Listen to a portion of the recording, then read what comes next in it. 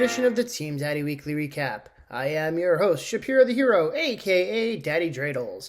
Amidst the anger and frustration, well, for most of us anyway, of the World Series, there was football played this weekend, and a lot of movement in the fantasy standings, particularly in the middle. We had winning streaks end, new ones begin, and the same for losing streaks as well. As always, we'll go around the league looking at scores and stats, and the aforementioned standings. But first, we begin with a word from our sponsor. This week's sponsor is Dunkin'. When you stay up late torturing yourself by watching your favorite sports team lose, you're going to be extra tired in the morning. But that first cup of Dunkin' coffee will be the perfect reminder that maybe today doesn't suck that much after all. America and Team Daddy runs on Dunkin'. We'll start this week's recap off with the league's hottest owner, Zach, going for his 6th straight win, taking on Jed in Week 8. This one came down to Monday Night Football, with Jed looking for a comeback to take down the number 1 team in the league. But when it was all said and done, Zach was the one who came away with the win, 145.15 to 140.2. Lamar Jackson led Zach's team once again with 31.05 points, and Zach also got 21.3 points from Garrett Wilson. On the other sideline, Jed was led by Cade Otton with 29.1 points. However, Jed left almost 50 points on his bench, living up to his Idiotica nickname. Now at 4-4 after back-to-back losses, Jed will try to right the ship in Week 9 when he takes on Kyle. Meanwhile, Zach is now 7-1, sitting atop the standings as the clear team to beat this season. He will go for his lucky number 7th win in a row next week when he faces off against Josh. Speaking of Josh, he pulled off a high-profile win this week over George, 132.55 to 129.45. Kyler Murray led the way for Josh's team with 31.25 points, and Josh also got 24.5 points from Justin Jefferson. George's team was led by Khalil Shakir with 24.9 points, but George comes back to earth after a solid run to fantasy relevancy. Now at 5-3, George is comfortably in a playoff spot, but will look to get some breathing room next week when he takes on Armenti in Week 9. Meanwhile, Josh is now 6-2 after winning back-to-back games, both without a captain. He will try for his 3rd win in a row next week against Zach in what might be the league's marquee matchup of the week. Turning now to the matchup this week that made the most headlines, PJ fell victim to the captain's bonus once again, this time losing to Brett 171.25 to 169.2. Brett was led by Josh Downs with 31.2 points, and Brett also got 29.3 points from Jahmyr Gibbs.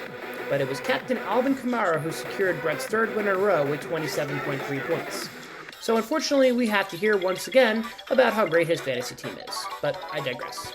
Brock Purdy led the way for PJ's team with 29.6 points, but the commission ultimately takes a tough L in Week 8. At 4-4, PJ will try to get back in the win column next week against me, while 4-4 Brett will take on Swans in search of his own 4th straight win. Speaking of Swans, he took care of business this week against Steve, winning 190.75 to 121.5. CD Lamb led the way for Swans with 44.6 points, and Swans also got 33.3 points from James Cook. On the other sideline, Steve was led by Patrick Mahomes with 24.8 points, but ends up dropping his 3rd game in a row. Now at 1-7, Steve sits comfortably in last place, but will try to take his first step out of the cellar when he takes on Big John. Meanwhile, Swans improves to 4-4 with his 2nd consecutive win, and will go for win number 3 in a row next week against Brett. Another team looking for back-to-back wins this week was Armenti, facing off against Kyle. And when the clock hit 0-0, Armenti did in fact earn his 2nd straight win, beating the younger Swans 185.65 to 136.7. Kirk Cousins led the way for Armenti with 42.4 points, and Armenti also got 28.4 points from Joe Mixon.